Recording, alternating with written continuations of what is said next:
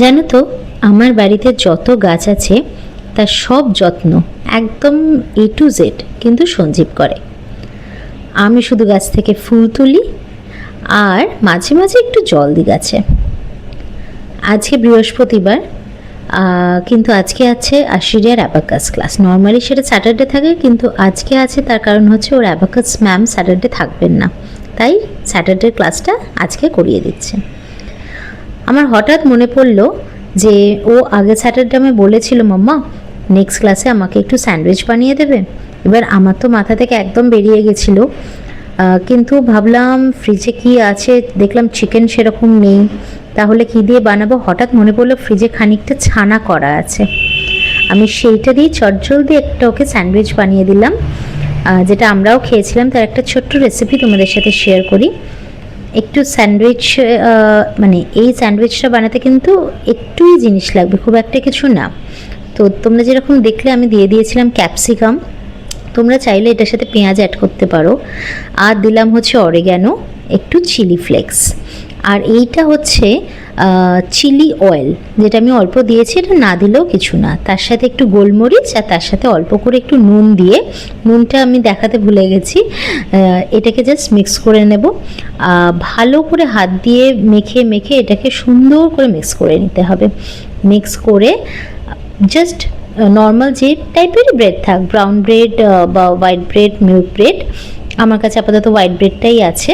White ব্রেডের ওপর এই যত মানে এই যে মাখাগুলো আছে যতটা সম্ভব ভরে ভরে একদম দিয়ে, যাতে ছানাটাও খাওয়া হবে, একটু তো হেলদি, ছানাটাও যাতে ওরা খেতে পারে, পেটে যায়, অথচ অন্যরকম একটা স্বাদে। আমি এখানে একটা চিজ স্লাইস দিয়ে দিয়েছি, দিয়ে সিম্পলভাবে একদম অল্প করে একটু বাটার দিয়ে আমি এটাকে যে স্যান্ডউইচ মেকারটা গ্যাসে করা যায় সেই স্যান্ডউইচ মেকারটায় দিয়ে সেঁকে নিতে পারবো। তোমাদের কাছে যদি এরকম স্যান্ডউইচ মেকার না থাকে তাহলে তোমরা নর্মাল তাওয়াতেও এটা করতে পারো, সেক্ষেত্রে কোনো অসুবিধে হবে না। তো আমার এটা দেখাতে একটু হাতে লেগে গেছিলো, সেটাও ক্যামেরায় শ্যুট হয়ে গেছিলো। এইটা আমি একদম সিম্পলভাবেই বানিয়েছি, কিন্তু বিশ্বাস করো খেতে অসাধারণ হয়েছে। আশিরিয়াকে যে ড্রয়িং ম্যাম ড্রয়িং শেখাতে এসেছিলেন, তো আমি ওনাকেও বানিয়ে দিয়েছি, আর দুখানা রেখে দিয়েছি আমার সঞ্জীবের, আর একটা দিয়েছি আশিরিয়ার জন্যে। ছোট ছোট আবদারগুলো আমি যখন ছোট ছিলাম মার কাছে করতাম, মা সেগুলো ফুলফিল করতেই, ছোট ছোট আবদারগুলো যখন ফুলফিল হতো কি খুশি না লাগতো বলো। আমরা সবাই করে থাকি ছোটবেলায় মার কাছে, বিশেষ করে মা এটা খাবো, মা ওটা খাবো, এটা বানিয়ে দাও, ওটা বানিয়ে দাও। আর আশিরিয়া যখন আমার কাছে কিছু খেতে চায়, আমি সেই মুহূর্তে না পারলেও চেষ্টা করি 1-2 দিনের মধ্যে ওকে বানিয়ে দিতে। আর এমনিও জানো তো, আশিরিয়া না আমার আর সঞ্জীবের মতন খুব খেতে ভালোবাসে, মানে ও একই খাবার না খেয়েও বিভিন্ন রকম খাবার খেতে কিন্তু খুব ভালোবাসে।